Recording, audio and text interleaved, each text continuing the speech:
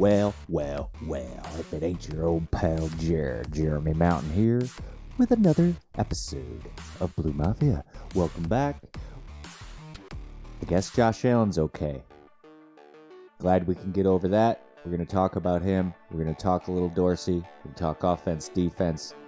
Probably not much special teams. Sorry. But we're going to quickly go over a few things that the Bills did well versus the Raiders, which did what they needed to do. Ultimately, let's do it against a good team. Of course, on the back end, I'll update you on your home scoreboard. Top 5 quarterback matchups around the NFL. We'll pick them at the end. But I got the 5 games to watch.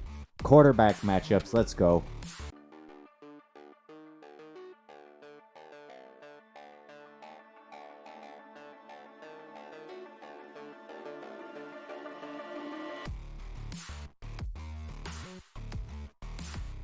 Well, I guess the doubters can shut the front door because Joshy Boy did what Joshy Boy can do finally. Would have loved to see it on opening night, but Jets playing with a lot of juice, playing with a lot of predator type mentality for their quarterback who went down and will be down. But ultimately, the Bills did on the second game of the year what we hope to see the first game of the year. I think that comes a little bit down to preseason, but ultimately Josh Allen once again proved that he is the general. Peppering saucy little passes all day long, keeping it in the pocket, keeping it underneath, taking what the defense gives him, not trying to do too much, but doing just enough. Quarterback play high level. Coaching, thought Dorsey once again proved that he should be the guy that we hope he is. And I think that he can be the guy for Josh Allen to maximize his potential if he continues to work the middle of the field, work the short game. I was speaking with the buddies this week, and when Tom Brady used to slowly choke a defense, there was something about it. And I was playing back then, and I would watch Brady, and when I was younger, I would think, this guy's not even that good. He's always throwing these short passes. But the older I got, the more I learned to appreciate what Brady did, which was a long, slow death for a defense. And that is what Josh Allen provided last week against the Raiders, was a long, slow, python-like squeeze. That's what we need to see. That's what we pay to see. And if he plays like that, the Bills are a Super Bowl contender, and I think everybody knows that around the league. He finally showed us who we know he can be, and ultimately, this week is not necessarily a big game, but there will be another big primetime game this year, many, as we know. That's when we need to see the control. That's when we need to see the pace. That's when we need to see the stability that we saw at home at 1 o'clock. It's clear that Allen plays well at home at 1 o'clock. And I prefer when they play at 1 o'clock, if I'm being honest. Much like many Bills fans, true longtime Bills fans. Quick shout out to the terrible friends that allegedly knocked over that porta potty that guy on LSD and cocaine and marijuana and alcohol. What a terrible friend group. No babysitter. Then I hear that the guy actually got his porta potty knocked over. Quick shout out. If that guy's out there, if anybody knows that guy, I'd like to interview him, whether it's on camera, off camera, blog, whatever. But I need to hear that story. And no judgment here. This is a judgment-free zone. But I want to help that kid tell his story because unfortunately he did get arrested and he did fall into a 30-foot pit naked. But go Bills. Moving on. I thought the O-line obviously looked a lot better than they did the first week. Now, Max Crosby was neutralized. Spencer Brown gave a shout out to Kingsley Jonathan for giving him the best scout that he'd ever experienced. Let's hope that Spencer Brown can continue to develop because he's got all the talent. He's got all the size. Does he have the discipline? Does he have the fortitude to endure being an NFL long-time lineman? It does not seem fun. It does not seem easy. And Mitch Morse is a perfect example of a quintessential long-time good football player on that upfront pigskin.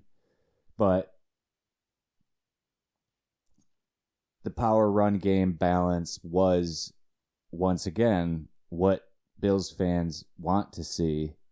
Ultimately, we need to see it against good teams, and we need to see it consistently. Huge fan of Latavius Murray.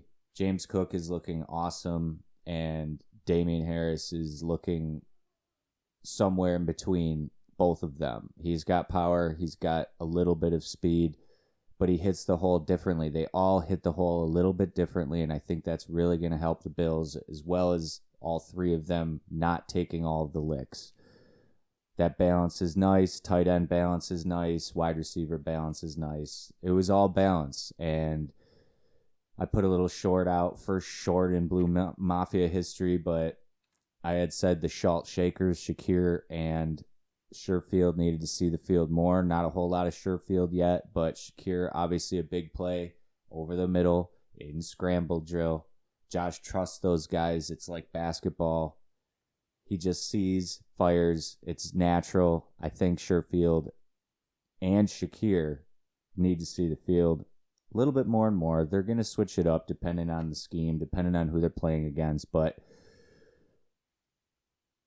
moving on to the defense, Milano, come on. What more can you ask for from Matt Milano? The guy's flying around. He's setting the tone. He's leading the linebacker group that is clearly the big question mark leading into this. And Terrell Bernard, big interception, made the play, made the catch. Love to see it.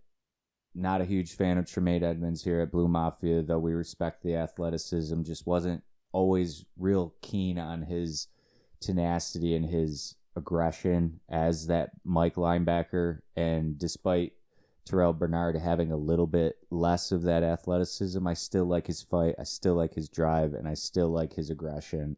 So I'm in on Bernard. The run fit was better. Poyer and Hyde didn't need to do much. Negative yards for Josh Jacobs. Not exactly what they were hoping to do, but Bills knew that they were going to try and pound the rock with Jimmy G, and they put a stop to it. So we'll see if they can continue to do that. But interesting challenges this week. So now that we've covered last week, let's move on to this week. Washington Commanders. I am surprised by how good Sam Howell is. I will be honest. I did not think that he was going to be anything in the NFL. I was a little bit of a skeptic when he was at North Carolina, and it's difficult to play quarterback at 6'1" in the NFL. So did not think that Sam Howell was going to pan out, but man, this guy's dropping some absolute dimes all over the field, deep shots, short. He looks like he's been playing for 10 years. We see Purdy with success, another shorter quarterback.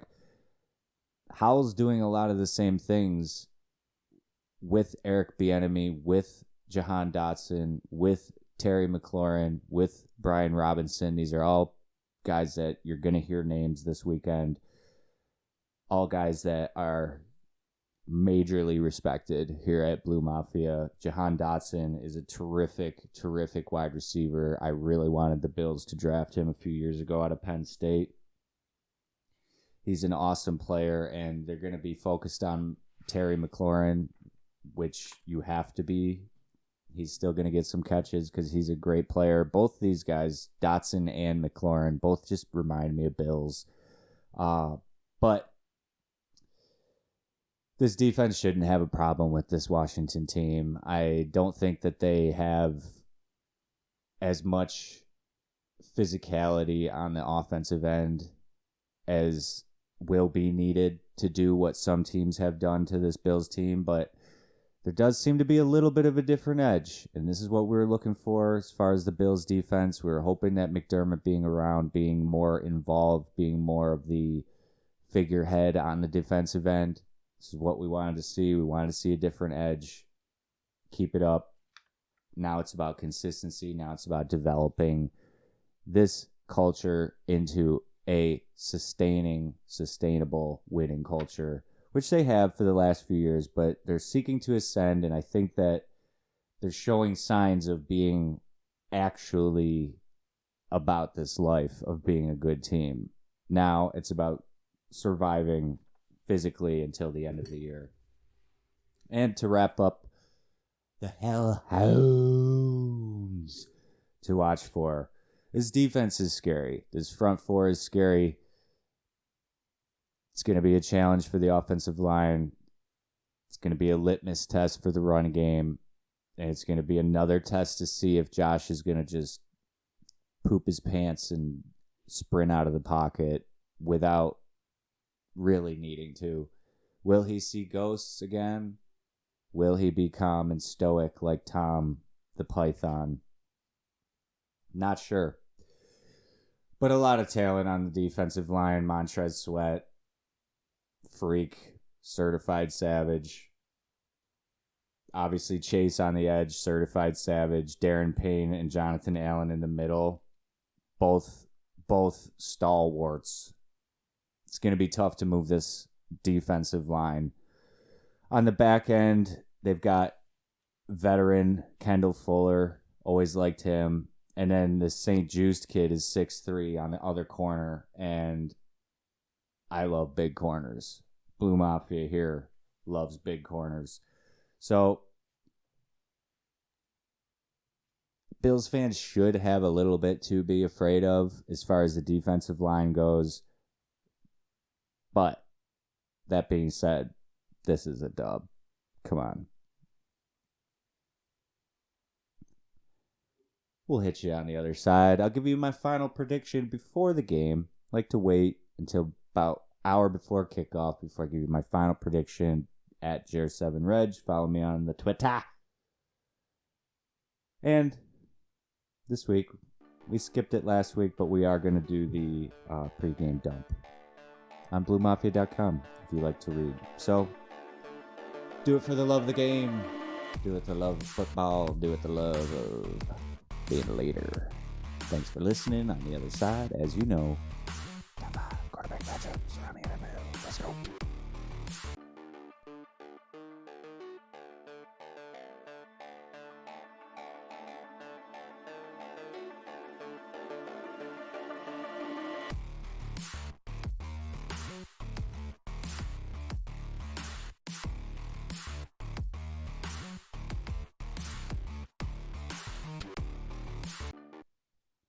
Number 1, we got Desmond Ridder at Jared Goff. Desmond Ridder's having a hard time earning respect. Jer here is having a hard time not saying Spencer Rattler every time I go to say Desmond Ridder. So if I do it, sorry. We're not perfect here. We're alone in the lights, in the camera, in the action. We do our best. So if we fuck up, let us know in the comments. Give us some feedback, baby. Let us know how we're doing. Let us know what we can do better. Let us know what you want to hear about. We're here for you. Do it for you. Do it for the love of the game. Do it for your love of the game. So I appreciate everybody listening. Ridder versus Goff. This has implications because both of these teams are in a position to make the playoffs in this NFC. It's kind of a weird year in the NFC. sort of wide open. There's a couple teams that we know are good. The Eagles, 49ers, Cowboys. Those teams are definitely good, but there's 5 other spots available, and both of these teams, I think, have an opportunity. The NFC South is sort of weak. The NFC North is kind of weak. All up in arms. So this one has huge implications, and we'll pick these at the end. You can follow me on Twitter to keep up on my score, but right now we're 5 out of 10 correct, and 8 out of 10 were all good games. So pay attention. These are all going to be good games. We'll pick them at the end for the parlay of the week. Number 2, calling this one the mid-off between Justin Stinky Breath Herbert and Kirk the Pastor Cousins. Not to be confused with Father Derek Carr. Kirk the Pastor, rough start, man. Rough start. Guy gets all the pub, gets all the love. Has a great year last year, comes up short in the playoffs, has a great relationship with the coach, is on the quarterback show in the offseason. Everybody loves him, and then all of a sudden Dalvin Cook's gone. And there's no run game. And they're 0-2. Same thing with the Chargers. Everybody talked about them for the last few years. Everybody thinks they're very good. All of a sudden, Austin Eckler hurt. 0-2. Can't get it done. People doubting the coach. People doubting Brandon Staley. So this one's the mid-off because it has implications, but it has playoff implications because both of these teams could be losing a lot of mental strength starting out 0-3, but ultimately one of these teams is going to start 1-2, meaning they have the first step on the domino that is turning around the season.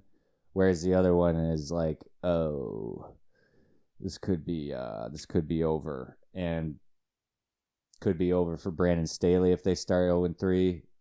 Could be over for Kirk Cousins if they start 0-3. So a lot on the line in that one. Number 3, Father Derek Carr. Now, my position on Father Derek Carr is always all over the place. Sometimes I can't stand him. Sometimes I don't like him. But I can't deny he's a good football player. He's a good leader. He's a good role model for the kiddos out there. So ultimately, Blue Mafia does respect Father Derek Carr. And he's playing outstanding football right now in New Orleans. Kind of. For him. For his ceiling, he's playing great. Do I think that he's going to do much? Not really. But that team can make the playoffs, and that defense does big things, and there's a lot of talent on the outside. This is one more game, but then Alvin Kamara will be back, and he's certainly going to help out. So they're taking on the Packers, who lost last week. But if Christian Watson can get back on the field, Jordan Love did look good. They lost a close one to the Falcons in Atlanta. Kind of a weird place for them to play. But I still like Jordan Love, and I still think he's going to pan out. He's got huge hands. He's got a beautiful release. And I think that he's going to be a great pro for a long time. And we'll see if we can get Christian Watson on the field after Jared picked him in fantasy. And he still hasn't played. But I did get Puka Nacua and Tutu Atwell off waivers to replace Cooper Kupp, who is still on IR. Number 4. This one might surprise you. I've got CJ Stroud at Trevor. I think this CJ Stroud kid might be all right. Texans aren't really going to do much, but this year they have the opportunity to be that team that ruins everybody's season. And I think that they have an opportunity to head into Jacksonville and set the tone this weekend. Will it happen? Not sure. But this Tank Dell is an outstanding athlete on the Texans. And this quarterback looks like the part, unlike Justin Fields. Interesting, he had more 300-yard games already than Justin Fields. That's pretty impressive. I don't care what anybody says. They went to the same college. People say that Ohio State quarterbacks can't play. Stroud might have it. We'll find out. Trevor looking pretty good. It's so weird because I thought Trevor was going to have it all figured out by now, but it goes to show you how difficult it really is to play in this league. The Golden Boy has looked prominent at times, but at other times he looks like a high school chick playing quarterback. We'll have our eye on that one. And number 5, on Monday night, the first game, Jalen Hurts at Baker. Hate to see it, don't you? Baker's out here winning dubs. Baker's out here winning, and I said it before the year, look out for this team because they have all the talent still, and the defense is still tough, and if Baker can figure it out, playing in Florida, man. I mean, come on. He had to play in Cleveland, but he's playing in Tampa, baby. And he's playing at home against this Eagles team. We'll find out how good the Bucs really are. Ultimately, I don't know if the Eagles are as good as everybody says they are. I know the offensive line is tough. I know that Hurts is tough. They've got all the weapons, but will that team splinter? No more Shane Steichen.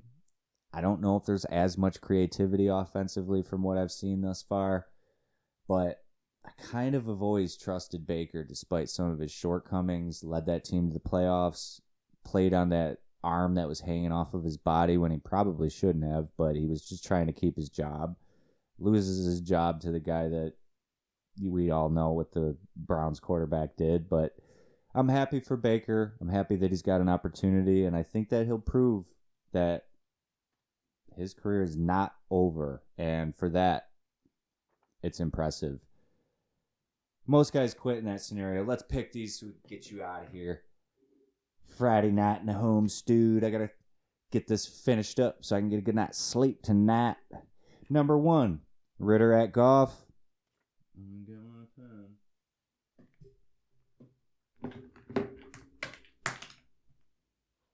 Ritter at Goff. If the Atlanta Falcons lose, Kyle Brandt has to lose his mustache. I think it looks good. I think he should just keep it. Lions are good at home. They did just lose a significant piece on the defense.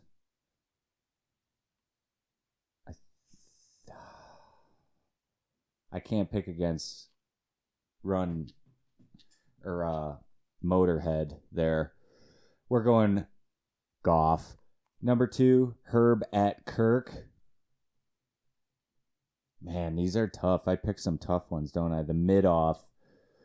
Let's see. I feel as though the home field plays a role. Herbert never finishes. Can they get up? Both teams can come back. It's going to come down to the wire. Who F's this game up first? Who F's this game up last? I'm going Herbert because I think that team wants to win for Staley, and I don't think anybody wants to win for Kirk, unfortunately. Father Derek, Saints, heading out to Green Bay. I got to stick with Green Bay. When Kamara gets back, though, look out for that Saints team. CJ at Trev. Good story for CJ. Just not enough yet, but keep your eyes peeled on that one because that one could get a little scary for the Jaguars. We'll find out if they've got the grit. So I think that one's going to be close. I could be wrong. I know. It's just for fun. Number 5, Hurts at Baker. Baker. All day. Baker doesn't lose in prime time. Nah, let it ride, baby. That's Goff, Herb, Love, Trev, Baker. Appreciate y'all listening. Head out to the world's largest tailgate out at Stolat Bar. A nice cause for the Gary Powers Foundation. Coach Powers, I'll buy a ticket. Probably can't make it, but I will buy a ticket. So if you can buy a ticket, get online. Do your part. Thanks for listening. Love you.